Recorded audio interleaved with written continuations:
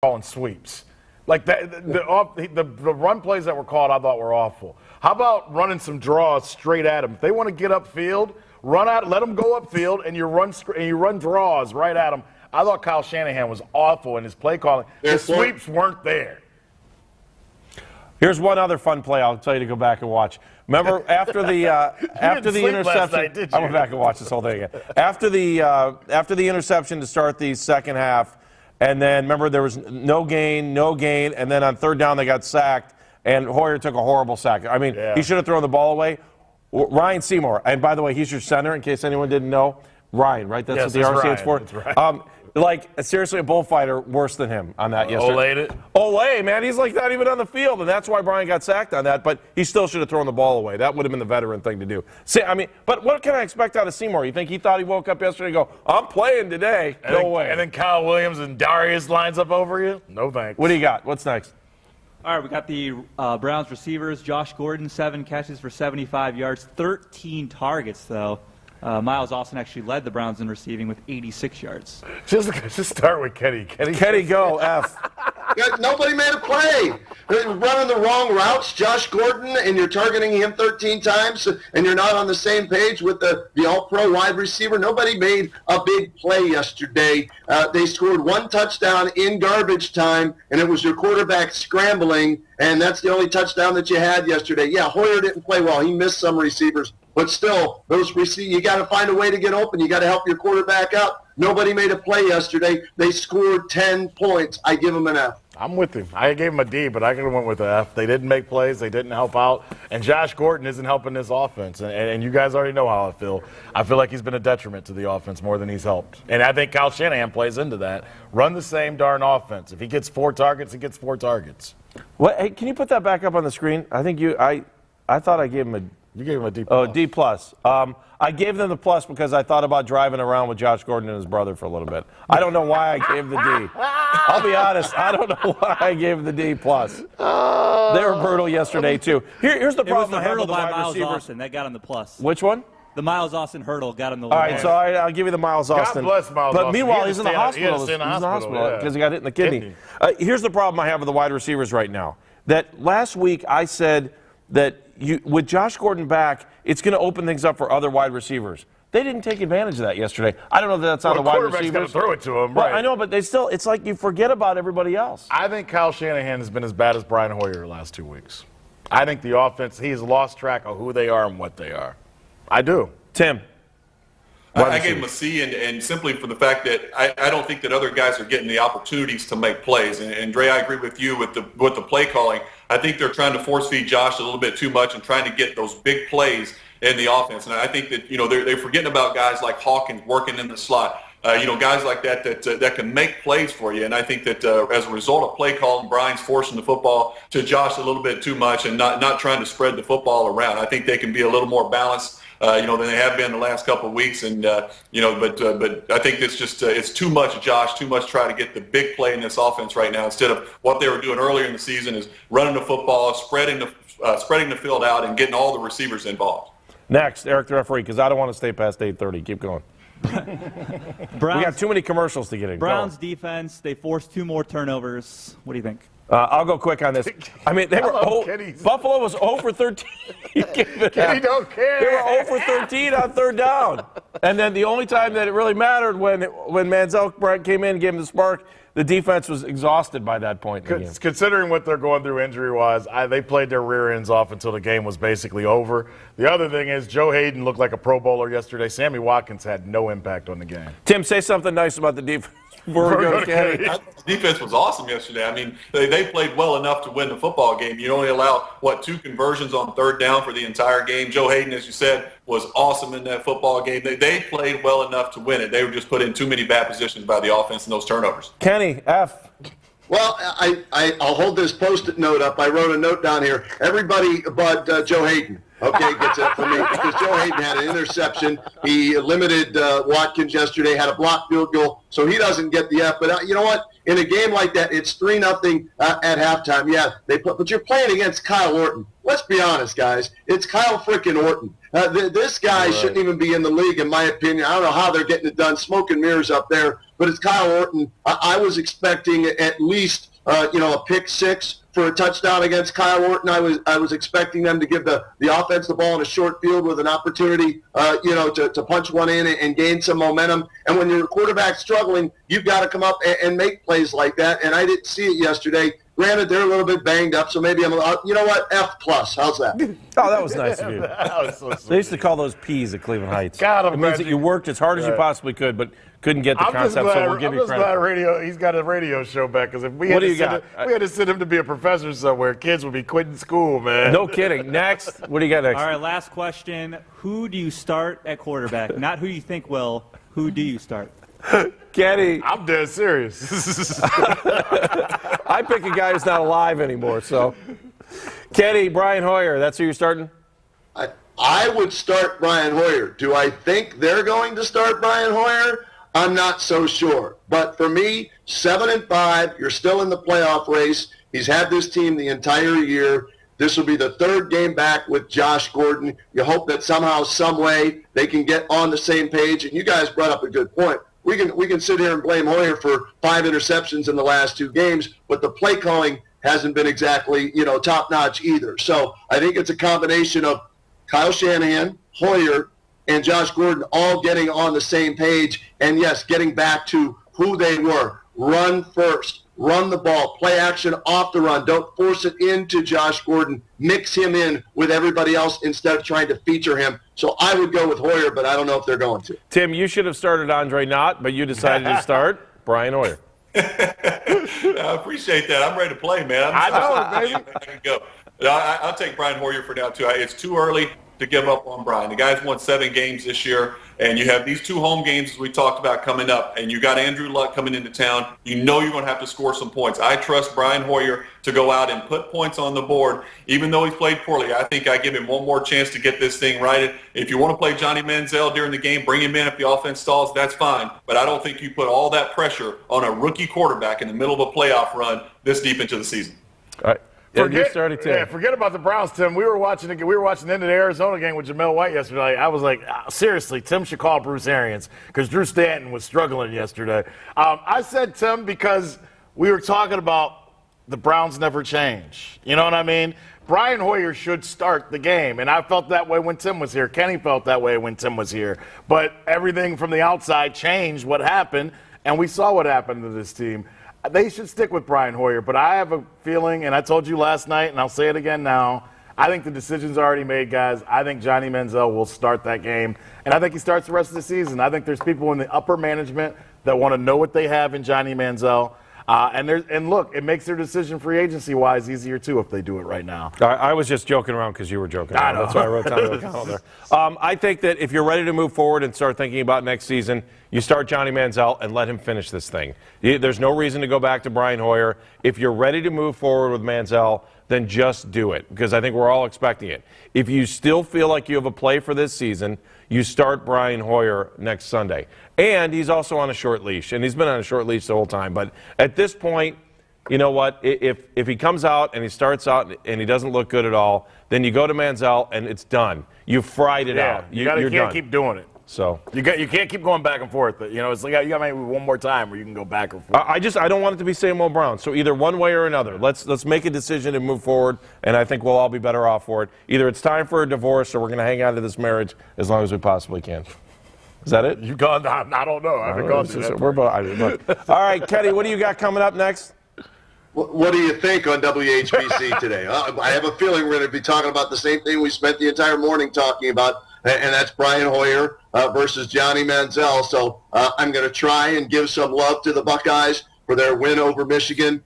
Canton Central Catholic out our way in Stark County is playing for a state championship this weekend. The Cavaliers have turned it around. There's some good news there, right? They're looking like the team we thought they were, 8-7 now after the first month of the season. So I want to get into all of that, but I have a feeling today on 1480 WHBC and WHBC.com, we'll be talking about Hoyer versus Manziel, Manziel versus Hoyer. Save all those notes. Just talk about that. You can do that at the show tomorrow. Kenny, thank you. Tim, what do you have going on this weekend? We've switched gears here in Lexington to basketball season. Our football team kind of let us down the stretch. We lost, 5 games in a row and missed out on a bowl game. But, our basketball team's looking pretty good. So we've kind of switched gears around here to basketball. Could you have played on that second team Kentucky's rolling out there right now? Jeez. Oh, my goodness. It's unbelievable. The depth that these guys have. I went and watched the game the other day, and, they are so big. I mean, they look like an NBA team rolling out there, and so big, so athletic. Finally, they have some depth this year. Normally, they just have, a new starting 5 every year, but they've got some guys coming off the bench this year that can play.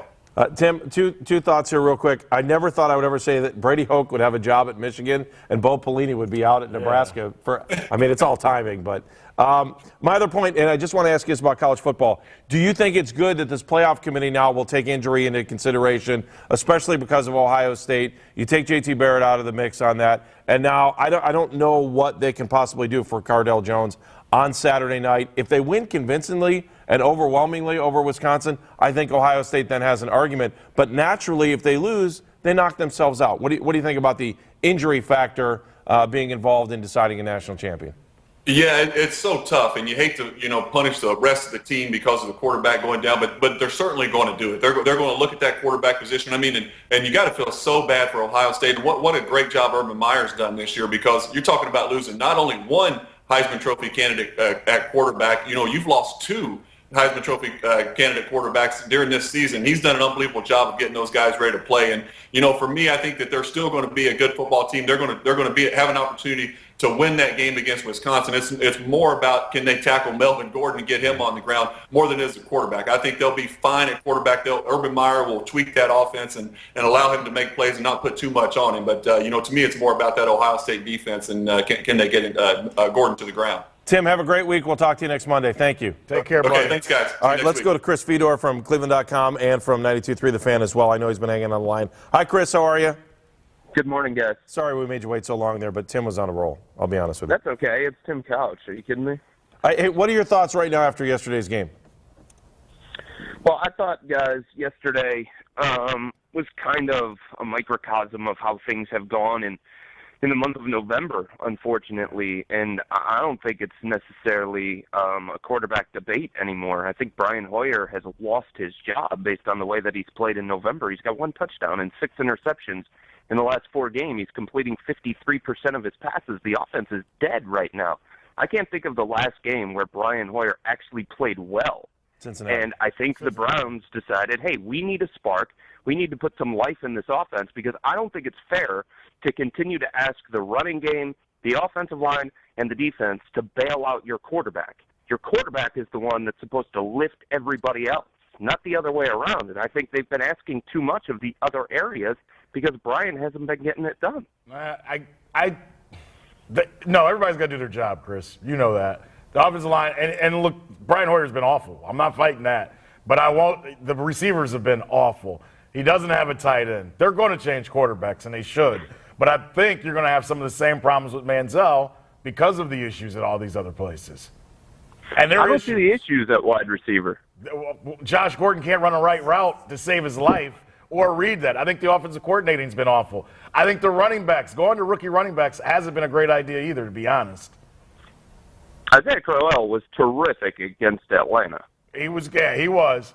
And they didn't run him enough. So I think it's a culmination of all. Obviously, it's time probably to change quarterbacks, but I think we're going to see some of the same problems with the other guy.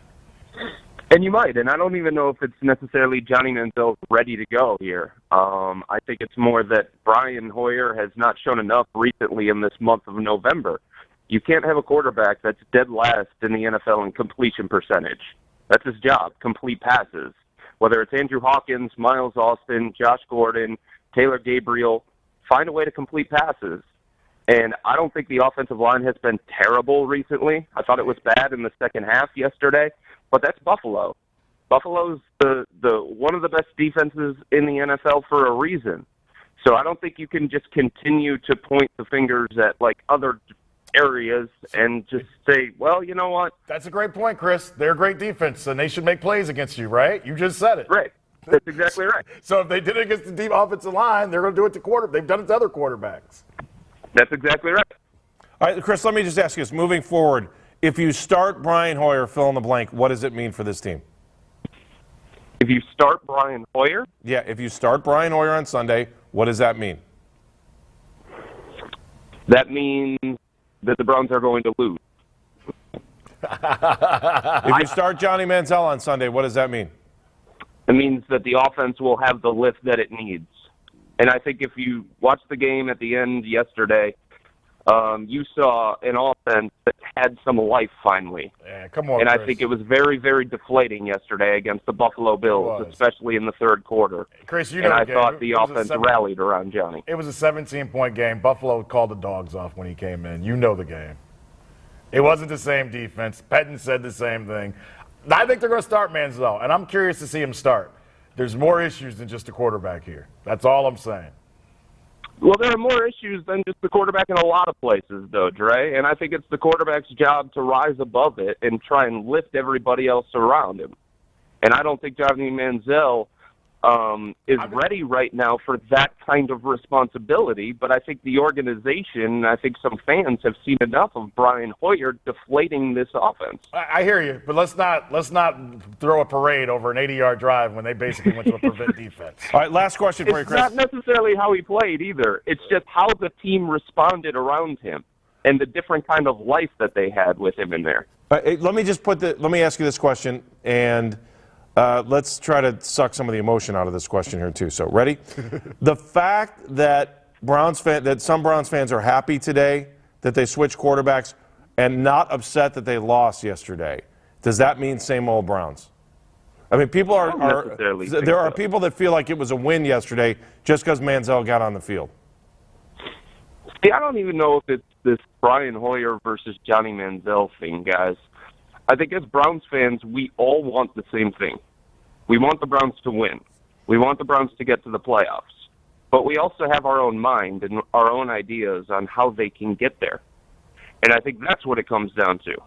And I think it comes down to the fact that in November, you've got a quarterback who's not playing very well, who's completing 53% of his passes, who was the only reason why Atlanta was in the game last week, who played like garbage for all but one drive.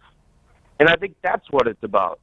We see the flaws of one particular guy, and we think, whether it's right or not, that this other guy is not going to have those same kind of flaws exposed. And I think the other thing that could be happening here is that fans are seeing a quarterback that is regressing. And maybe it's a case of other defenses have more an idea of what Brian Hoyer can do well and what he can't do well, and they're trying to expose those weaknesses. Whereas Johnny Manziel, there's not a lot on him. The defenses don't necessarily know what's coming. So I think it would be harder maybe for a defense to deal with Johnny Manziel because there's not as much tape on him.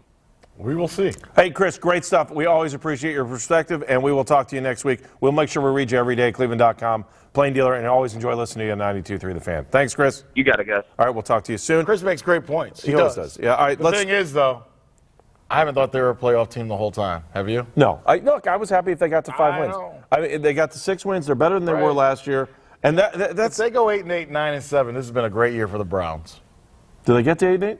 Yeah, Do they get to 8-8? They'll win one more game. You think they'll win one more game? I think they'll win one more, and that's a great season for where the Browns. Panthers is the win. No, don't say that easily. They're going to be, because you know what Panthers fans are doing right now? They're going, damn. I think that Cleveland game is the one we're going to get. You know what's going to happen here? What's that? Here's exactly what's going to happen. Lose the next 3 and beat Baltimore the last week of the season. So everybody has hope in the offseason. Let's ask the man who's in Baltimore right now, and that's why I bring it up. Hey, Garrett Downing, how are you? What's going on, guys? How are you? And, of course, he's with Ravens.com. What's going on in Baltimore right now? Yeah, man, yesterday was a weird game. It was one of those games where I had my game story written up, ready to kind of send it out, and then all of a sudden this thing's collapsed in the fourth quarter. The Ravens had a 10-point lead with 4 minutes to go. You're at home, you should normally chalk that up to a win, but they just couldn't get Phillip Rivers off the field. The offense were getting to the red zone, but they had to settle for 4 red zone field goals yesterday. And then at the end of the game, Phillip Rivers just marched down the field and scored a touchdown with 40 seconds left in the game, and that did it. So, I mean, the problem for the Ravens is the secondary. I know we've talked about it before. I mean, this is a secondary that they've completely tried to redo midway through the season because they've had so many injuries. Jimmy Smith was a great quarterback who's lost for the season earlier this year. So, I mean, they're trying to do it with smoke and mirrors back there. And Phillip Rivers, when they play these good quarterbacks like Rivers, they're going to expose them, and that's what happened yesterday. Garrett, when you see Baltimore, you think defense, and for them not to be able to get at their home field, not to be able to get them off there on that long drive, just blows you away. The other thing is, this is the second game where the Ravens lose on a questionable call by the referees on an interference call. That's got to drive that organization nuts. Yeah, that one stings. You're speaking John Harbaugh's language right there with that one. I mean, he talked about it yesterday and didn't feel like it was the right call on the quarterback, Anthony Levine. He was flagged for defensive pass interference. That set the ball up at the 1-yard line, and then the Chargers punched it in on the very next play. The other game, of course, was the 80-yard touchdown to Steve Smith, where he was called for offensive pass interference. I thought the one yesterday was more of a flag than the one where Steve Smith was called. I thought the one where Steve Smith, that's just two guys jostling for position over the middle of the field, and to wipe off an 80-yard touchdown, take that off the board, that's questionable at that part of the game. So it's tough. I mean, I think everybody around the league is trying to figure out how they're going to call these defensive pass interference holding calls. There was a ton of them yesterday. I mean, there was 23 flags in yesterday's game, 14 penalties for the Ravens. It was just kind of a sloppy game in that sense. And I know that they're not happy about that pass interference call. You go to Miami, they'll be on a short week because they play tonight. The Jaguars, I look at all the schedules, AFC North, looks like Baltimore's got the best one out of the group, guys. I think so. I'm looking at it right now. You go Miami, Jacksonville, Houston, then, of course, Cleveland. And so you think that probably gives you a good position. I mean, this game against Miami really is kind of make or break, I think, for the Ravens. If they lose this game, they're probably looking on the outside looking in for the playoffs because they're sitting at 10. That puts them at best at 10-6, and then they will be 3-6 in the AFC. So I think this is a make or break game for them this weekend if they have playoff hopes. All right, Garrett, thank you very much. We will talk to you soon. Ravens.com. Thank you. Hey, guys, I'm just looking forward to Manziel Mania here in Week 17. I'm just waiting on that. Get the crab cakes. Did you hear out, the baby. train they were running in Buffalo? It's got Manziel on it. He's in the front and the I'm looking forward back. to that in Baltimore here in a few weeks. Yeah, take care, buddy. Thanks, Garrett. By the way, was that train sound effect the most annoying thing why ever? do the Bills have that effect? What is it? Why? Well, Penn State's the same. Oh, yeah, Penn That State stupid. does. Yeah. Oh, man, I can't stand that. Minnesota's got a bad one, too. They do like a horn, like a after every We try to do the Halloween theme on third down. Have you heard that one? Yeah, I've heard it. I don't think anyone even realizes they do it. It's not good. Okay, just want to If we're good on the field, you can play little girls whistling, and it's awesome. Speaking of little girls whistling. Overtime. We're way in overtime. All right, I don't want. Let's just go through what we need. What do we got to get in here? Keep going, quick. There's your first I gotta be caption. on the radio in 7 minutes. Would you like pepperoni on that? Hey, woof, woof, chef, woof, woof. Man, this Mr. Hero's going to taste good in the morning. I love my windows. That's What do you got? What else you got? Keep going. Another creative caption. Yeah, I down love when 10, buddy. the defenders are going to be doing this over my face when I'm on my back like I was the last series of the.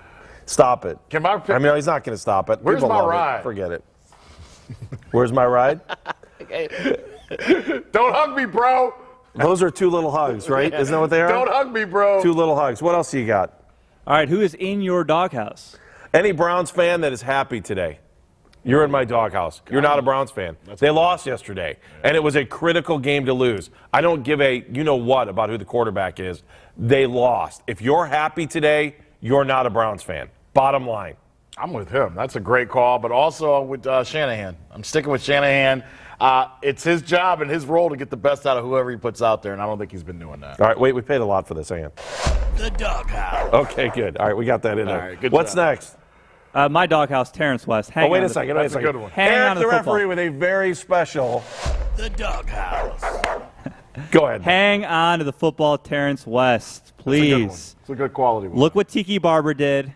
He was a fumbling problem. Then he learned how to hang on to the ball. Hang on to the ball. This has been a very special The Doghouse. with Eric, the referee. What else you got? All right, final thoughts. There's your other wait a drop. second. More high-end production. Final thoughts. Go ahead. It's going to be a crazy week. We've gone through these weeks. I think Andy hit on it early when he says same old Browns because we all know what radio is going to sound like, and Mike Pettin. the whole world will be listening to you about 12:30 on Wednesday. Can't wait. Who will have it first? I think a station that's on the FM dial. Oh, really? I believe so. All right, what do you got going? Are you at the event tonight? Where are you? Yes, I'm at the event in Parma for autism tonight. It's starting at 6 o'clock. I won't be there until 7. We'll Corleone? yeah. Let's make sure we get the We should get that right. Also, I'll be down in Columbus later on in the week for the state championships. Shout out to Benedictine, Kirtland, St. Ed's, Nordonia. Hopefully all of those guys can bring championships home. But shout out to all the high school teams. Hudson, even though you're complaining about things, you guys had a great year as well. Norwalk, St. Paul. Norwalk, St. Paul, you must be from out there. Great season as well for them. So I'll be there at doing that. I'll also be at the Hooley House tonight. I think Top Dog, the Top Dog will join us. Hanford Dixon will join us in the 5 o'clock hour. So we're at the Hooley House in Westlake. You find out where we're at? I think it is Corleone's. We'll be at a wine tasting at Corleone's. Here it is. Event for autism at Rock 6 the o'clock. Puzzle. Just give me all the details. Tonight, Jingle Bell Rock is what it is. Corleone's in Parma. That is tonight. We'll be serving wine to you guys. Yeah, who else is going to be there? Ashley Collins, your friends. Ashley will be there. Jimmy Hanlon. Jason Nicholas. Stephanie Schaefer is going to be there too. Wait, can I say her name on this? You can say her name. Okay, I can say her name too. I don't care. Can we rap, please? And Let's next wrap this puppy up. we'll have another very special The Doghouse. with Eric the referee. I'm sure he'll give us another good one. All right, we are out of here. Thank you. Goodbye. See Thank you you, later. guys. Bye. Bye.